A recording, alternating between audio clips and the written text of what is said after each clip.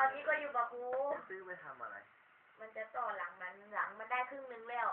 แล้วมันจะต่อมันซักมือไงมันนาน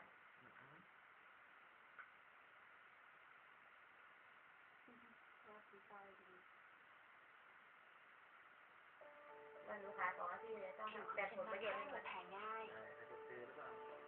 เดี๋ยวเอารูปให้ดูด้วยไบโอนิวเทคโนโลยีช่วยฟื้นบำรุงเกราะปกป้องผิวให้ผิวชุ่มชื้นขึ้นทันทีและไม่กลับมาแพ้ง่ายทาเป็นหรือเปล่าทาก็ควรจะทาถ้าซื้อเป็นไม่ใช้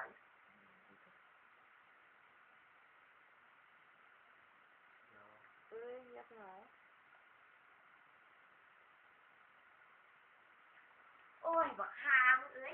อยากเบิ้งกูบอกให้ไปโค่นเบิ้งเอาเนี่ยสิมันอยากกูยุเอาหันมา